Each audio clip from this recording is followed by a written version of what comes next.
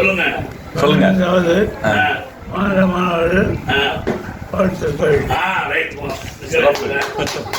அருமை அருமை அருமை.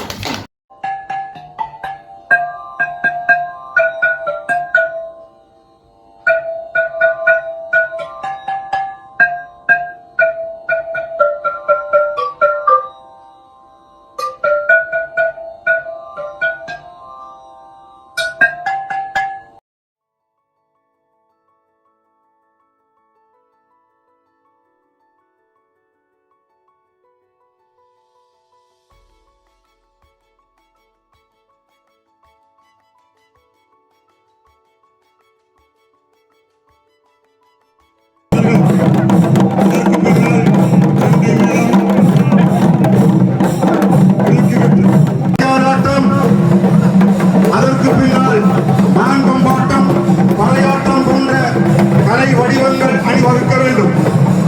வாகனங்களுக்கு இடையூறு ஏற்படுத்தாமல் சாலையில்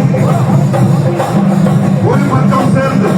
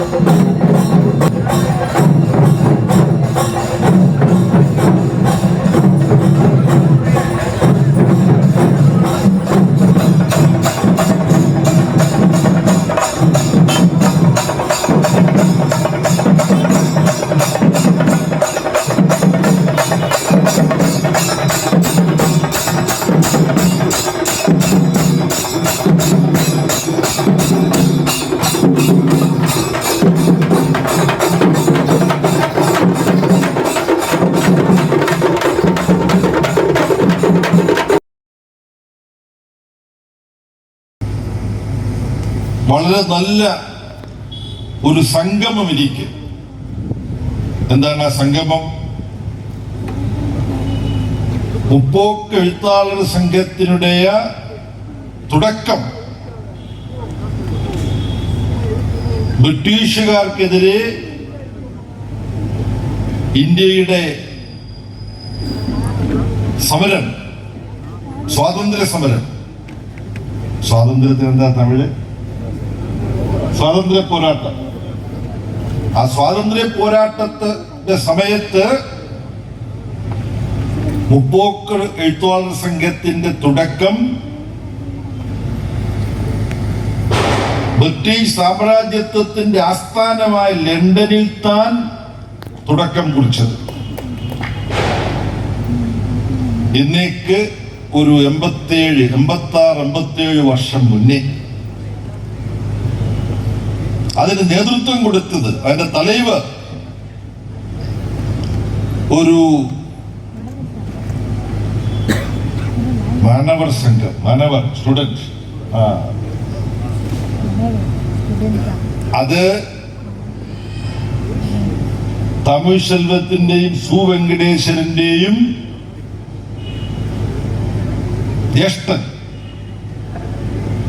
അവരുടെ പേര് മുൽക്ക് ആനന്ദ്, എഴുത്തുകാരൻ. അദ്ദേഹം മറ്റു കുറെ കൂട്ടുകാരെ വിളിച്ചുകൂട്ടി ലണ്ടനിൽ. സജ്ജാദ് സഹീർ, ജ്യോതിർമയ ഘോഷ്, ഇവരെല്ലാം കൂടി. എവിടെ കൂടി? அதுதான் பெரிய ഇൻട്രസ്റ്റിംഗ്. ഇന്ത്യയുടെ എഴുത്തുകാർ അവർ ലണ്ടനിൽ കൂടുന്നു സംഘടന ഉണ്ടാക്കാൻ, മുപ്പോക്ക് എഴുത്താളർ സംഘം തുടങ്ങാൻ. അവർ കൂടുന്നത് നാൻകിങ് റെസ്റ്റോറന്റ്. നാൻകിങ് ചൈനയിലെ ഒരു നഗരത്തിന്റെ പേര്. അപ്പൊ ചൈനീസ് നഗരത്തിന്റെ പേരിലുള്ള ചായക്കടയിൽ, അല്ലേ, ചായക്കടയിൽ കൂടിയവർ എഴുത്തുകാർ. ഇവർ 3 പേരും മറ്റു കൂട്ടുകാർ. നമ്മൾ സാധാരണ പറയും 1936 ലക്നൗ, അത് ശരിതാണ്. പക്ഷെ അതിന് മുമ്പാണിത്. 1934 2 വർഷം മുമ്പ് നാൻകിൻ സ്ട്രീറ്റിൽ കൂടി. அந்த தொல்பொருள் கண்காட்சிக்கு முன்னிலை வைப்பவர்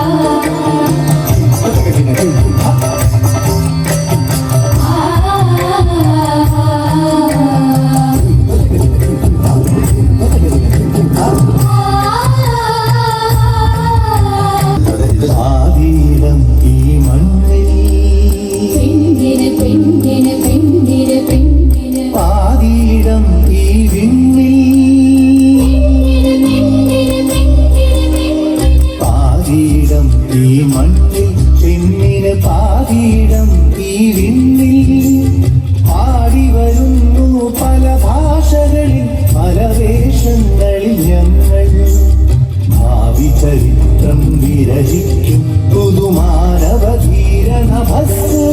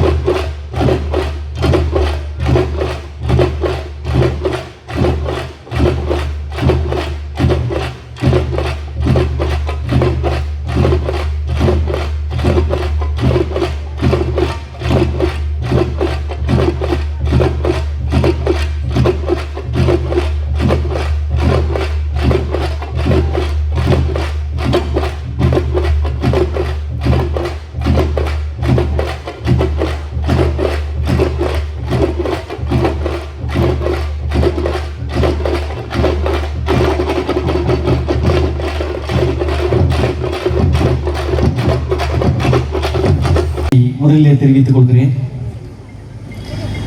தனித்துவம் நமது உரிமை, பன்மைத்துவம் நமது வலிமை என்ற முழக்கத்தோடு இந்த மாநாட்டினை இவ்வளவு சிறப்பாக இங்கே நடத்தி கொண்டிருக்கிற குமரி மாவட்ட தோழர்களுக்கு முதலிலே எனது பணிவான நன்றியை தெரிவித்துக் கொள்கின்றேன். தோழர்கள் வந்த உடனே வந்துட்டு என்ன கருப்பு சட்டை போட்டு வந்திருக்கீங்க அப்படின்னு கேட்டாங்க. 2 நாளாக ஒரு நபருக்கு வந்து தூக்கத்தில் கருப்பு ஞாபகம் வந்துகிட்டே இருக்கு. 1 வாரமா நேற்றைக்கு வஞ்சு தீர்த்துருக்கிறாரு. அந்த பேச்சை கேட்டீங்களா? இவங்கெல்லாம் சூனியக்காரங்க அப்படின்னு இருக்காரு. யாரு? கருப்பு சட்டை போட்டவர்களை சூனியக்காரர்கள், வித்தைக்காரர்கள், திசை திருப்புகிறவர்கள். நாங்கள் கருப்பு சட்டை போட்டது நாடாளுமன்றத்தில் 5ஆம் தேதி. 1 வாரம் தூங்கி பார்த்து தூக்கம் வராம சரி வஞ்சு தீர்த்துடுவோமே அப்படின்ட்டு நேற்று மனம் விட்டு வஞ்சிருக்கிறாரு. உண்மையிலே ரொம்ப நாளைக்கு பிறகு ரசிச்சு கேட்ட ஒரு பேச்சு பிரதமர் மோடி அவர்கள் நேற்று பேசிய பேச்சு. 1 வாரமா இதை எப்படிப்பா மனசுக்குள்ளே வச்சிருந்த? 1 வாரமா மனசுக்குள்ளே வச்சிருந்திருக்காரு. 5ஆம் தேதி நாடாளுமன்றத்தில் நாங்கள் எல்லாரும் கருப்பு சட்டை போட்டு போராட்டம் நடத்தினோம். விலைவாசி உயர்வுக்காக, அரிசி உள்ளிட்ட அத்தியாவசிய பொருட்களின் மீது GST வரி உயர்வுக்காக. மோடி அவர்கள் தமிழ்நாட்டுக்கு வர்ற பொழுதெல்லாம் ஒரு திருக்குறள் சொல்லுவார். அது என்னன்னு அடுத்த நாள் மொழிபெயர்த்து கண்டுபிடிச்சு யாராவது போடுவான். ஓ, இதைத்தான் சொல்லியிருக்கிறாரு அப்படின்னு. மதுக்கூர் கூட சொன்னாரு, இந்த முறை வர்றப்ப உண்மையிலேயும் கன்னியாகுமரியில வள்ளுவர் சில ஆடுதுப்பா, இந்த வட்டம் என்ன திருக்குறள் சொல்ல போறாரோ அப்படின்னு. ஆனா மோடிக்கு வள்ளுவர் சொன்ன ஒரு குறள் இருக்கு, 552வது குறள். அந்த குறளுடைய பொருள் மட்டும் நான் சொல்றேன். கையில வேலோடு வரி வசூல் பண்ணுகிற மன்னன் பக்கா திருடனுக்கு சமம் அப்படின்னு அந்த குறள். இதான் மோடி வருகிற பொழுதெல்லாம் வள்ளுவன் தன்னுடைய குறளின் வழியாக ஞாபகப்படுத்த வேண்டியது. வரியை இவ்வளவு வசூல் பண்ணுகிறாயே என்று நாடாளுமன்றத்திலே போராடினால் கருப்பு சட்டையை பற்றி 10 நாளைக்கு பிறகு அவ்வளவு திட்டுறாரு. இந்த கருப்புல என்ன பிரச்சனை? அவருக்கு பிரச்சனை 3 நிறத்தின் மீதும் இருக்கு. கருப்பின் மீது இருக்கு, சிவப்பின் மீது இருக்கு, நீலத்தின் மீதும் இருக்கு. நாடாளுமன்றத்தில் அந்த ஓரத்திலே நாங்கள் எல்லாம் மக்களவையிலே இருக்கிற இடதுசாரிகள் 5 பேர் தான் இருக்கிற. மிச்சம் இருக்கிற 530 பேரை விட்டாரு. அந்த ஓரத்துல பார்த்து அந்தோலஞ்சீவி அப்படின்றாரு, போராடி பிழைப்பவர்களே அப்படின்றாரு. உங்களை மாதிரி கமிஷன் வாங்கி பிழைப்பவர்களா நாங்கள்? காட்டி கொடுத்து பிழைப்பவர்களா நாங்கள்? போராடி பிழைப்பவர்கள். இன்றைக்கு இந்த தேசம் முழுவதும் தேசிய கொடியை ஏற்ற சொல்லி ஒன்றிய அரசு அரசாணை பிறப்பித்திருக்கிறது, நல்ல விஷயம். நேற்றைக்கு நான் மதுரை மாவட்டத்தினுடைய ஆட்சியர் தலைமையிலான மாவட்ட நிர்வாக கூட்டத்திலே கலந்து கொண்டு வந்தேன். 3.25 லட்சம் குடும்பங்களுக்கு 3.25 லட்சம் வீடுகளில் தேசிய கொடியை ஏற்றுவதற்கான நிதிகளை ஒதுக்கீடு செய்தோம். இந்தியா முழுக்க 30-40 கோடி வீடுகளுக்கு தேசிய கொடியை ஏற்ற சொல்லி அவர் ஆணை பிறப்பித்திருக்கிறார், நல்ல விஷயம். ஏன் இத்தனை 100 கொடிகளை ஏற்ற சொல்ல உங்களிடம் அதிகாரம் இருக்கலாம், ஆனால் ஒரு கொடி கூட நீ ஏற்றாதவன் என்ற வரலாறு காலம் முழுவதும் இருக்கும். ஒரு கொடியையாவது நீங்கள் அன்றைக்கு ஏற்றினீர்களா? இன்றைக்கு இதோ சிறிது நேரம் கழித்து தொடர் ஆதவன் அவர்கள் இங்கே அன்பு தொடர் பேபி அவர்கள் கையிலே கொடுக்க போகிற தேசிய கொடி, அந்த கொடியை பிரிட்டிஷ் காலத்தில் வெள்ளையர்கள் இந்த நாட்டை ஆண்ட பொழுது பிரிட்டிஷ் ஏகாதிபத்தியத்தின் அடக்குமுறைகளை எதிர்த்து போராடி மதுரை வீதியில் தேசிய கொடியை ஏற்றிய எங்கள் மகத்தான தங்கம் தோழர் சங்கரையா அவர்கள் எடுத்து கொடுத்த தேசிய கொடி. நீ 100 கோடி கொடியேற்றினாலும் விடுதலை போராட்டத்தில் ஏற்றிய ஒரு திருக்கரத்தால் ஒற்றை கொடியை நீங்கள் ஏற்றிவிடுங்கள் பார்ப்போம் என்று கம்பீரமாக நாங்கள் சொல்கிறோம். தேசத்தின் மீது அளவற்ற அன்பும் நேயமும் பாதுகாக்க வேண்டும் என்ற உணர்ச்சியும் தேசத்தை மக்களுக்கானதாக கட்டமைக்க வேண்டும் என்ற தாகமும் நூற்றாண்டுகளாய் அதற்காக ரத்தம் சிந்தியவர்களுடைய பரம்பரையிலே வந்தவர்கள், வாரிசாக வழித்தோன்றலாக வந்தவர்கள் தான் இன்றைக்கு இந்த தேசிய கொடியை நாளை மறுநாள் இங்கே தாமியகாசா மாநாட்டில் தமிழகத்தின் எழுத்தாளர்களும் கலைஞர்களும் ஆகிய நாங்கள் ஏற்ற இருக்கிறோம். பாசிசத்துக்கு எதிராக ஒரு விரிந்த அணி சேர்க்கையை உருவாக்க வேண்டிய ஒரு தேவை. எல்லாரையும் இவ்வளவு பெரிய ஒரு ஆபத்தை இந்த தேசம் விடுதலைக்கு பிறகு சந்தித்திருக்கிறதா என்றால் நிச்சயம் சந்தித்ததில்லை. அவ்வளவு பெரிய ஆபத்தை சந்திக்கிற பொழுது ஒவ்வொரு மனிதனையும் ஒவ்வொருவரையும் நம் பக்கம் இழுக்கிற, நம்முடைய அணியிலே சேர்க்கிற, எல்லாருடைய தோளிலும் கை போட்டு நம் தாயை காப்பாற்றவா, நம் தந்தையை காப்பாற்றவா, நம் உயிரை காப்பாற்றவா என்று உரத்த குரலில் கலையாகவும் இலக்கியமாகவும் பாடலாகவும் நாடலாகவும் கர்ஜிக்கிற பேரணியினுடைய ஒரு மாநாடு இங்கே இப்பொழுது நடந்து கொண்டிருக்கிறது. இந்த எல்லை எங்களுக்கு எல்லை கவலையே இல்லை. 1930களில் தமிழ் மொழியை காப்பாற்றுவதற்கு ஹிந்தி திணிப்புக்கு எதிராக 2 குரல் கேட்டது. 2 குரல். மொழி என்ன செய்யும்? ஆதிக்கத்துக்கு எதிராக, திணிப்புக்கு எதிராக, சமஸ்கிருத திணிப்பு, ஹிந்தி திணிப்புக்கு எதிராக 2 மிக முக்கியமான குரல். உங்களுக்கு தெரியும், உவேசா அவர்கள் ஏடுகளை தேடி பயணப்பட்டு கொண்டிருந்த பொழுது ஒவ்வொரு ஊராய் போய் சங்க இலக்கியத்தை தேடிக்கொண்டே இருந்தார். அப்படி தேடிட்டே இருக்கிற பொழுது சங்க இலக்கியத்தை எல்லாம் நாங்கள் போகி பண்டிகையில ஒரு மிக முக்கியமான 3-4 வீடுகளில் போகி பண்டிகை அன்று எரிகிற நெருப்பில் நாங்கள் ஏடுகளை போட்டு விட்டோம் என்று பலர் சொன்ன பொழுது கொதித்து போன உவேசா தன்னுடைய சுயசரிதையில எழுதுகிறார். வாழ்க்கை முழுவதும் சாஸ்திர சம்பிரதாயங்களில் பிசிறு கூட விலகாத ஒரு உவேசா 800 பக்கம் தன்னுடைய சுயசரிதையில் மறந்து கூட தனது மனைவியின் பெயரை எழுதாதவர் உவேசா. அவ்வளவு சாஸ்திர சம்பிரதாயங்களை கடைபிடிக்கிற உவேசா ஒரு வரியில் ஒரு கட்டத்தில் எழுதுகிறார், எரிகிற நெருப்பில் இவ்வளவு பெரிய பொக்கிசமான தமிழ் இலக்கியத்தை, சங்க இலக்கியத்தை நெருப்பிலே போட வேண்டும் என்று உங்கள் சாஸ்திரம் சொன்னால் நெருப்பில் முதலில் போட வேண்டியது உங்கள் சாஸ்திரத்தை தானே தவிர தமிழ் இலக்கியத்தை அல்ல என்று சொன்னார். வாழ்க்கை முழுக்க சம்பிரதாயங்களுக்குள் உழன்று கொண்டிருந்த மனிதன் தன் மொழியின்பாலான காதலில் எந்த எல்லையை கடந்து வெளிவருகிறான் என்பதையும், இன்னொரு பக்கம் வாழ்க்கை முழுக்க நாத்திக பிரச்சாரம் செய்த தந்தை பெரியார் ஹிந்தி திணிப்பு என்று வருகிற பொழுது, சமஸ்கிருத திணிப்பு என்று வருகிற பொழுது அனைவரையும், வைணவர்கள், சைவர்கள், கடவுள் நம்பிக்கையாளர்கள், கடவுள் மறுப்பாளர்கள் அனைவரையும் ஒருவர் விடாமல், இன்னும் பெரியாரின் வார்த்தையில் சொல்ல போனால் பட்டையையும் கொட்டையையும் போட்டிருக்கிற ஒருவனை விடாதே, எல்லாரையும் போராட்டத்துக்கு கூப்பிட்டு வா என்று தந்தை பெரியார் சொன்னார். வாழ்க்கை முழுவதும் சனாதானத்துக்குள் உலண்டு கிடந்தவன் சாஸ்திரத்தை தூக்கி எறி என்று சொல்வதும், வாழ்க்கை முழுவதும் நாத்தியம் பேசியவன் பட்டையும் கொட்டையும் போட்டுக்கிற ஆன்மீகவாதிகளோடு சேர்ந்து வா, நாம் எதிர்க்க வேண்டிய பிரதான எதிரி இந்த தேசத்தை கட்டமைக்கிற பாசிசத்தை நோக்கிய மகத்தான பேரணியை நாம் கட்ட வேண்டி இருக்கிறது. அந்த பேரணியை பாசிசத்துக்கு எதிராக இந்திய திருநாட்டை 130 கோடி மக்களின் வாழ்வை சமைக்கிற அந்த மகத்தான யுத்தத்தில் கலை இலக்கியவாதிகளாகிய நாங்கள், தாமியகாசாவாகிய நாங்கள் மகத்தான ஒரு குரலாக, இந்த மண்ணின் குரலாக எதிரொலிப்பதற்கான இந்த மாநாட்டினுடைய இந்த நிகழ்வை துவக்கிற இந்த நேரையில் பங்கெடுத்து அமைகின்றேன். நன்றி, வணக்கம். என்று அடையாளப்படுத்தி முதலாக கொண்டாடியவர்கள் கம்யூனிஸ்டுகள். அதையும் நான் இந்த நேரத்திலே சொல்ல விரும்புகின்றேன் தோழர்களே. நாம் இந்த மாநாட்டை நடத்துவதென்று திட்டமிட்டு 7 மாதங்கள் ஆகின்றன.